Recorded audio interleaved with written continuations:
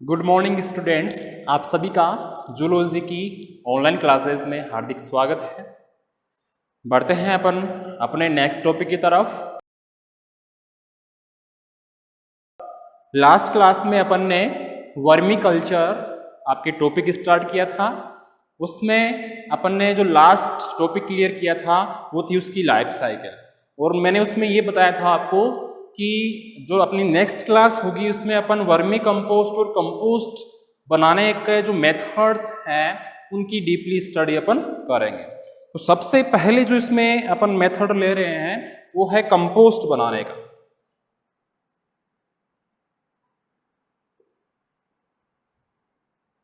Method of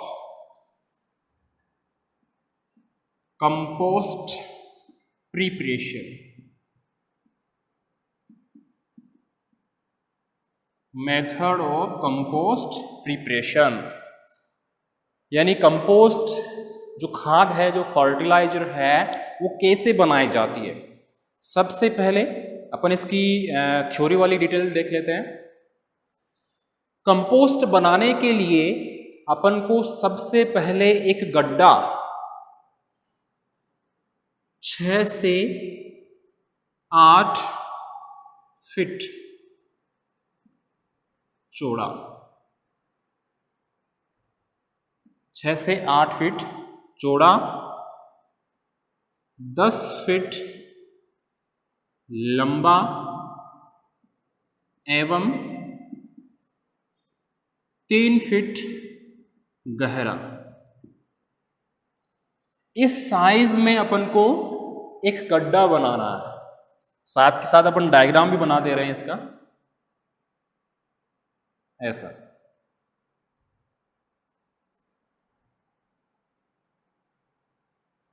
ये अपन ने एक गड्ढा बनाया है, 6 से 8 फीट चौड़ा है, 10 फीट लंबा है एवं 3 फीट गहरा है। क्लियर है?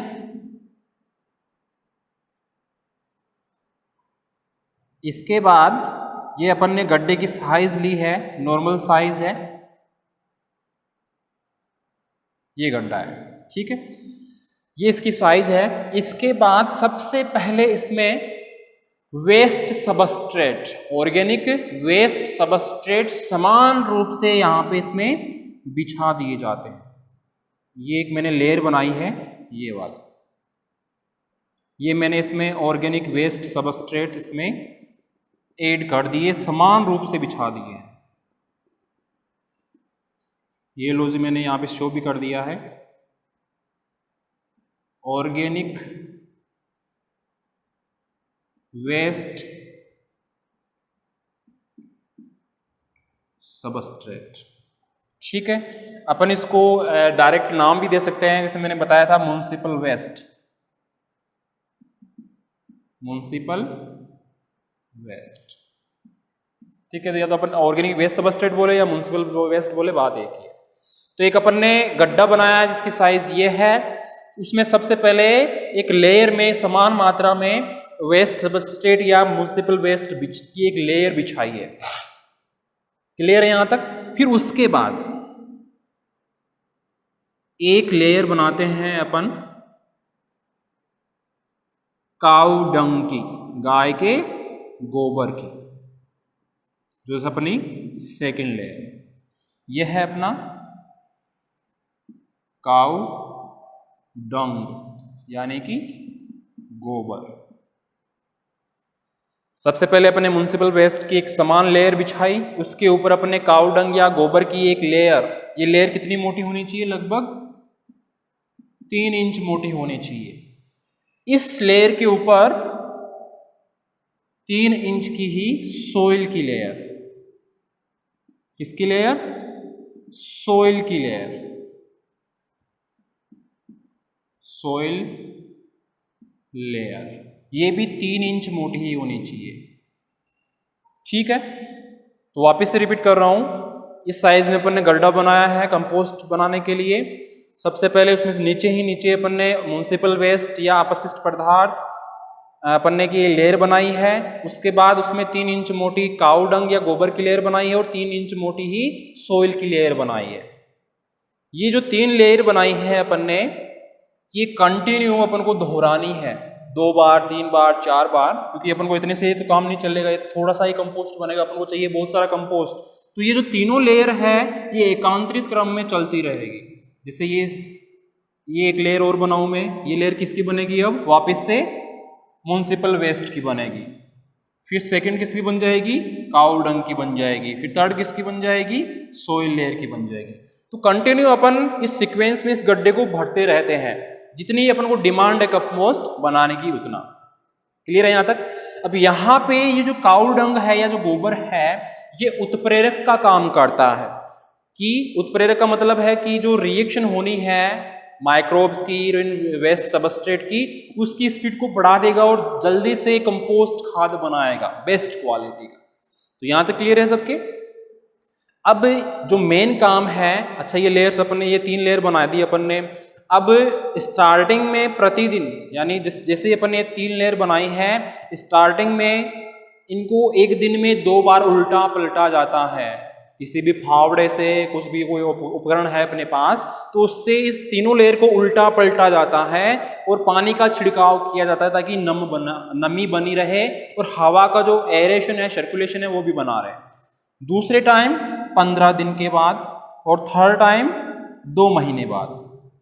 यानी जैसे स्टार्टिंग में अपन ने ये 3 लेयर बनाई, तो स्टार्टिंग में पहले ही दिन अपन को एक दिन में 2 बार इनको उलटना पलटना है और पानी का छिड़काव करना है, ठीक है। दूसरी बार 15 दिन के बाद उलटना पलटना है इनको, और तीसरी बार 2 महीने के बाद इनको उलटना पलटना है। ऐसा करने से क्या होगा, अब क्वेश्चन तो बनता ही है, किस तरह से उलटने पलटने की जरूरत का है। उलटने पलटने से ये होगा, एक तो जो है ऑक्सीजन है उसकी मात्रा पर्याप्त बनी रहेगी। अब ऑक्सीजन किसको चाहिए, माइक्रोब्स को चाहिए, सूक्ष्म जीवों को चाहिए। तो एक तो सूक्ष्म जीव, ऑक्सीजन अच्छी रहेगी उलटने पलटने से, तो सूक्ष्म जीव भी अच्छी ग्रोथ करेंगे, तो अपनी कंपोस्ट भी अच्छी बनेगी। तो ये अपना इस तरह से एक प्रोसीजर है, मेथड है कंपोस्ट खाद या फर्टिलाइजर बनाने का। तो ये डायग्राम हो गया है इसका। इसमें आपको ध्यान रखना है कि नॉर्मल साइज ये होती है कंपोस्ट खाद बनाने की गड्ढे की। उसमें सबसे पहले नीचे ऑर्गेनिक वेस्ट सबस्ट्रेट या म्युनिसिपल वेस्ट की लेयर बिछाई जाती है, फिर काऊ डंग की 3 इंच मोटी और फिर सॉइल लेयर की 3 इंच मोटी परत। इन तीनों को कंटिन्यू एकांतरित क्रम में अपन करते रहते हैं, उलटते पलटते रहते हैं, और कुछ महीनों बाद अपनी कंपोस्ट खाद बनके तैयार हो जाती है। तो ये तो था ओनली कंपोस्ट खाद बनाने का या कंपोस्ट बनाने का मेथड। क्लियर है। आपको ये थ्योरी में लिखना है और ये डायग्राम बनाना है। क्लियर है यहाँ तक। नेक्स्ट है अपना, मैंने कहा था कि कंपोस्ट और वर्मी कंपोस्ट बनाना दोनों की विधियां देखेंगे अपन। तो नेक्स्ट है अपना method of vermi compost preparation.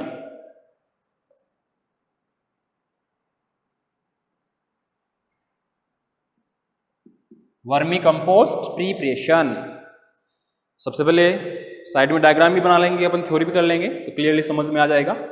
Vermi compost, सबसे पहले वर्मी कंपोस्ट जो होती है वो अर्थवर्म द्वारा बनाई जाती है। ये चीज मैंने आपको पहले ही क्लास में क्लियर कर दी थी। वर्मी कंपोस्ट अर्थवर्म ही बनाएगा, ठीक है।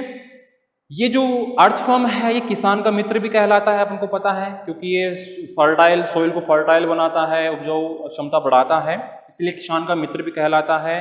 ये जो वर्मी कंपोस्ट है इसमें कार्बन और नाइट्रोजन की मात्रा अच्छी होती है, बेस्ट होती है, ठीक है। इसलिए अपन कह सकते हैं कि प्लांट्स की ग्रोथ को या फसलों की पैदावार को बहुत अच्छी तरह से बढ़ाता है, इसीलिए इसको किसान का मित्र कहा जाता है। ये चीज अपन वर्मी कंपोस्ट में इसमें इस टॉपिक में ऐड कर सकते हैं। अब बात आती है मेथड की। मेथड में सबसे पहले वही है, कोई भी अपन टैंक बना रहे हैं या गड्ढा बना रहे हैं तो उसकी साइज क्या होनी चाहिए, 2.5 मीटर लंबा, 1.5 मीटर चौड़ा एवं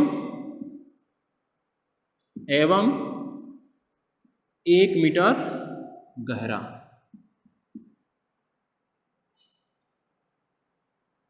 ये नॉर्मल साइज है एक वर्मी कंपोस्ट की टैंक या गड्ढे की, 2.5 मीटर लंबा, 1.5 मीटर चौड़ा और 1 मीटर गहरा। ठीक है, ये डायग्राम भी बना दे रहा हूं मैं साइड में।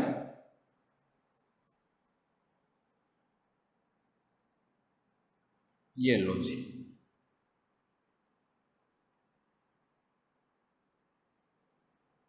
ये एक गड्ढा बनाया है अपन ने, ठीक है। और थोड़ी डिजाइनिंग देते हैं इसको।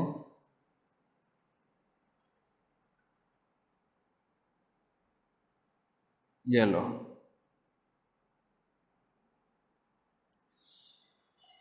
ये डिटेल अपन ने देख ली। अब इसके आगे क्या करना है, एक गड्ढा अपने इतनी साइज में बनाया है, उसके बाद अपन को सबसे पहले इस टैंक के या गड्ढे के पेंदे में, ये यहां पे लोम सोइल से, इससे लोम सोइल, आप ज्योग्राफी में पढ़ते होंगे सोइल्स के टाइप, तो लोम सोइल होती है। लोम सोइल से एक वर्मी बेड बनाते हैं, वर्मी बेड, यानी ऐसा स्थान जहां पर अर्थवर्म छोड़े जाते हैं, अपन सोते हैं वो अपना बेड है। तो यहाँ पे इस जगह पर, इस लेयर पर जो लोम सोइल से अपन ने एक बेड नुमा संरचना बनाई है, एक लेयर बनाई है, इस पे अपन अर्थवर्म छोड़ेंगे, इसलिए से अपन क्या बोल रहे हैं, वर्मी बेड। तो सबसे पहले इस टैंक के या गड्ढे के पेंदे में लोम सोइल से एक वर्मी बेड तैयार किया जाता है। ये लो जी, अपन ने वर्मी बेड तैयार कर दिया। क्लियर है यहां तक? इस पर मैं बोल रहा हूं कि अर्थवर्म छोड़े जाते हैं। ये सेकंड लेयर किसकी हो गई, अर्थवर्म की। जो मैंने बताया था मैनेजमेंट में कि 1 पाउंड में कितने अर्थवर्म लेने हैं, क्या करना है, तो ये हो गए अर्थवर्म, अर्थवर्म्स। क्लियर है? फर्स्ट लेयर वर्मी बेड जो लोम सोइल से बनाई है, सेकंड लेयर अर्थवर्म्स, थर्ड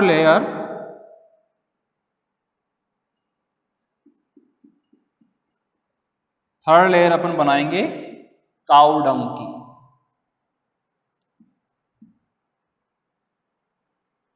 यानी कि गोबर की। क्लियर है? लास्ट लेयर जो होगी अपनी, वो होगी म्युनिसिपल वेस्ट की, यानी अपशिष्ट पदार्थों की।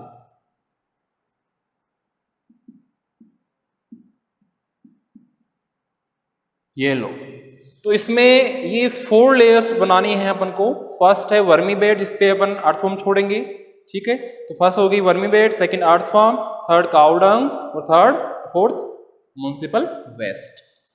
तो ये एकांतरित क्रम में अपन को ये लेयर्स बनानी है, ये गड्ढा इस साइज में लेने के बाद।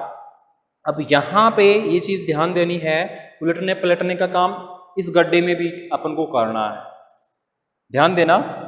ये लेयर्स अपन ने बिछा दी है, यहाँ पे वही काऊ डंग उत्प्रेरक का काम करेगा। स्टार्टिंग में 1 दिन में 2 बार उलटे पलटेंगे, पानी का छिड़काव करेंगे, फिर सप्ताह में 2 बार करेंगे उलटने पलटने का काम, पानी भी छिड़केंगे। एक सबसे बड़ी बात, ये जो गड्ढा बनाया है अपन ने, इस पे अपन को छाया भी रखनी है। कोई भी टेंट ब्लू कलर का आता है, उससे इस पे छाया भी रखनी है अपन को। छाया क्यों रखनी है? क्योंकि मैंने फूड फॉर अर्थवर्म वाले एक छोटे से टॉपिक में बताया था कि 40 से लेके और 80 डिग्री फ़ारेनहाइट टेम्परेचर और पीएच भी बताई थी, उस पर ही ये सक्रिय बने रहते हैं अर्थवर्म। इसीलिए इस पे अपन को छाया भी करना जरूरी होता है, क्योंकि टेम्परेचर कभी ज़्यादा और कभी कम हो जाता है, तो उसको मेंटेन करने के लिए अपन को इस पे छाया भी करनी होती है। तो मैंने कहा कि स्टार्टिंग में 2 हफ्तों में, 1 हफ्ते में 2 बार उलटने पलटने का कार्य और इस पे पानी छिड़कने का कार्य किया जाता है, फिर कई महीने के बाद किया जाता है, और लास्ट में लगभग 45 डेज, लगभग 1.5 महीने बाद ये जो वेस्ट सबस्ट्रेट्स थे, इनको ये अर्थवर्म खाकर एक ब्लैक पाउडर, इसमें ब्लैक पाउडर या अपन सोइल बोल सकते हैं, उसमें चेंज कर देता है, जिसे बोलते हैं ह्यूमस। ह्यूमस पहले पढ़े होंगे छोटी क्लासों में। ह्यूमस, ह्यूमस क्या होती है? ऐसी सॉइल जिसमें कार्बन और नाइट्रोजन इनकी बहुत पर्याप्त मात्रा होती है, यानी फर्टाइल सॉइल होती है, वो कहलाती है ह्यूमस। तो ये चीज़ आपको ध्यान रखनी है। एक चीज़ जो अपनी इसमें छोटी सी रह गई वो ये है कि ये जो अर्थ फॉर्म अपन ने सेकेंड लेयर में डाले हैं, इनके ऊपर यानी कि इनके थोड़े से ऊपर यहाँ पे घास फूस या खाकला, खाकला जानते हो सभी,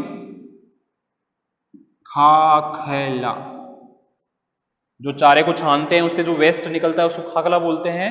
वो इन अर्थफॉर्म्स के ऊपर हल्की सी लेयर बिछा दी जाती है और उस पर पानी छिड़क दिया जाता है, क्योंकि ये जो अर्थफॉर्म्स है इनको नमी चाहिए, इसलिए ये खाकला बिछाया जाता है। अपन जानते हैं खाकले में कितनी वो होती है, मॉइस्चर होता है। जैसे अपन शादी ब्याह में बर्फ लाते हैं तो उसको अपन चारे में ही डालते हैं, तो बर्फ वैसी की वैसी रहती है। तो इसीलिए ये खाकला या घास फूस इन अर्थफॉर्म के ऊपर एक लेयर बना दी जाती है और पानी छिड़क दिया जाता है ताकि ये नमी बनी रहे, सूखा नहीं हो। अगर सूखा ही सूखा रहेगा तो अर्थफॉर्म उस फूड को डाइजेस्ट ही नहीं कर पाएंगे। तो कंटिन्यू पानी का भी छिड़काव किया जाता रहता है। तो 45 दिन के बाद ये अर्थफॉर्म इन वेस्ट सबस्ट्रेट्स को खाकर एक ब्लैक पाउडर में चेंज कर देगा या सोइल में चेंज कर देगा, जो कहलाएगी ह्यूमस। इस ह्यूमस को अपन कहेंगे वर्मी कंपोस्ट, वर्मी कंपोस्ट। तो ये था अपना वर्मी कंपोस्ट बनाने का मेथड और उसका डायग्राम। तो ये चीज आपको क्लियर हो जानी चाहिए। पहले वाले में अपने अर्थफॉर्म यूज में ही नहीं लिया, इसमें अपन ने अर्थफॉर्म यूज में लिया, ठीक है। तो लास्ट में प्रोडक्ट क्या मिला, ब्लैक पाउडर जैसा ह्यूमस मिला जो फर्टाइल है बहुत ज्यादा, जो कहलाएगा अपना वर्मी कंपोस्ट। क्लियर है। ये था अपना वर्मी कल्चर का टॉपिक जो इस क्लास में क्लियर है। नेक्स्ट जो टॉपिक है अपना वो है प्रॉन कल्चर। नाम सुना है प्रॉन का, आप बीएससी सेकेंड ईयर में पढ़ चुके हो, उसके सारे सिस्टम पढ़ चुके हो, उसकी स्ट्रक्चर, उसका रिप्रोडक्टिव सिस्टम, उसका एक्सपायरेटरी सिस्टम, सभी रेस्पिरेटरी सिस्टम, एक्सक्रीटरी सिस्टम, सब। Prawn culture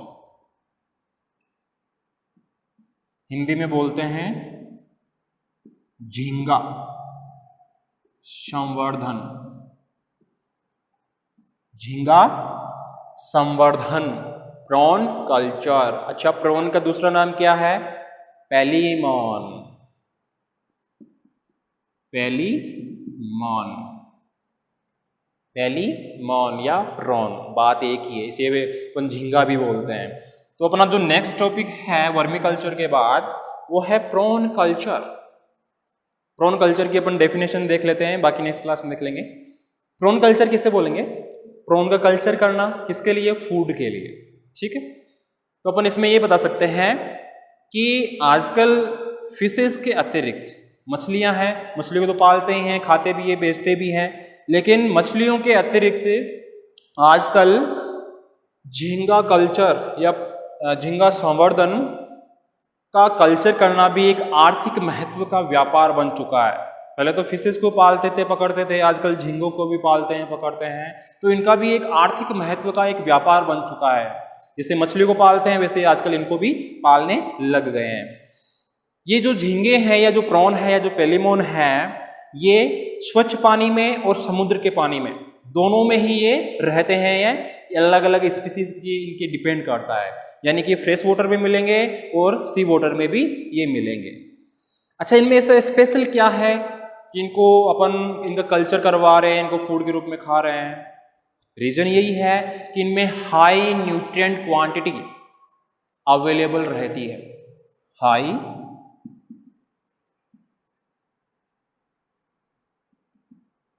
nutrient quantity. ये जो झींगा है या जो प्रॉन है, इसमें हाई न्यूट्रिएंट क्वांटिटी यानी बहुत ही अधिक मात्रा में न्यूट्रिशन, पोषक पदार्थ उपस्थित होते हैं। इसीलिए ये ह्यूमन के लिए बहुत ही अच्छा फूड सिद्ध हुआ है, इसीलिए इसको पालते हैं और पकड़ते हैं, अच्छा फूड होने के कारण।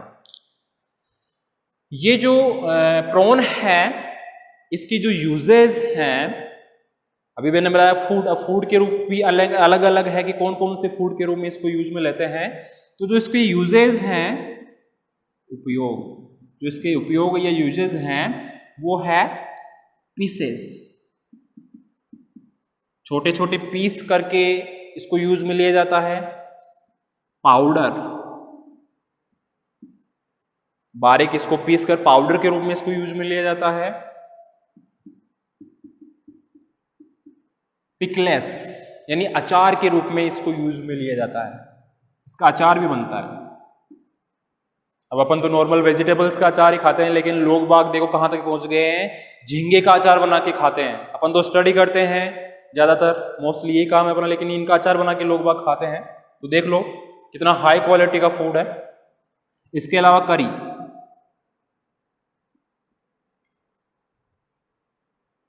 करी करी बनाते हैं ना अलग अलग वेजिटेबल्स को मिला के, तो इनकी भी करी बनाई जाती है। तो क्या क्या यूज हो गए इनके, पीसेस के रूप में, पाउडर के रूप में, अचार के रूप में और करी के रूप में। इनके अलावा भी बहुत सारे इनसे प्रोडक्ट्स प्रॉन से बनाए जाते हैं। तो ये तो मोस्ट बताए थे मैंने। ये जो यूजेस हैं, ये जो ये प्रॉन है, इनको हिमीकृत करके, हिमीकृत यानी डीप फ्रीज में रखकर लो टेम्परेचर पर, फ्रीज में, एवं कैनिंग, कैनिंग का मतलब है डिब्बे में बंद करने से। अब ऐसे इनके पीस काट के या पाउडर बना के रख दे तो कुछ टाइम बाद खराब हो जाएगा ये तो इसलिए इनको सुरक्षित रखने के लिए, लंबे टाइम तक सुरक्षित रखने के लिए, बाहर के विदेशों में बेचने के लिए, निर्यात करने के लिए इनको लो टेम्परेचर पर हिमीकृत किया जाता है, लो टेम्परेचर पर फ्रिज में रखा जाता है और तुरंत ही उनको एक कैनिंग में या डिब्बों में पैक कर दिया जाता है, ताकि इनको बाहर की अरब कंट्रीज में निर्यात किया जा सके। और वो अरब कंट्रीज कौन कौन सी है, अपने इंडिया से जो प्रोडक्ट्स जाते हैं झींगे के ये वाले प्रोडक्ट्स, वो कहाँ कहाँ जाते हैं, यूएसए में जाते हैं, ब्रिटेन में जाते हैं, जापान में जाते हैं, ऑस्ट्रेलिया में जाते हैं। तो ये मैंने 4-5 विदेशों के नाम बताए हैं जिनमें ये जो प्रोडक्ट्स हैं झींगे के, प्रॉन के, वो निर्यात किए जाते हैं। तो आज अपन ने प्रॉन कल्चर की डेफिनेशन देखी, हाई न्यूट्रिएंट क्वांटिटीज में प्रेजेंट होती है, तो अपन इसको बेस्ट क्वालिटी का फूड मानते हैं ह्यूमन के लिए। इसका अदर नेम पेलिमोन, क्लियर है। इसके जो यूजेस है मैंने आपको बताए, इसको ऐसी इस प्रोसेस के माध्यम से पैकिंग करके बाहर के विदेशों में बेचा जाता है। नेक्स्ट क्लास में अपन इसका क्लासिफिकेशन देखेंगे, कैसे इसको पकड़ा जाता है, कौन कौन सी विधियां हैं, इंडिया में कौन कौन सी स्पीसीज है इसकी मोस्टली जो पाई जाती है, उनका अदर नेम क्या है या कॉमन नेम क्या है, पालने की विधियां क्या है, वो सारा का सारा अपन नेक्स्ट क्लास में क्लियर कर लेंगे। ठीक है, धन्यवाद।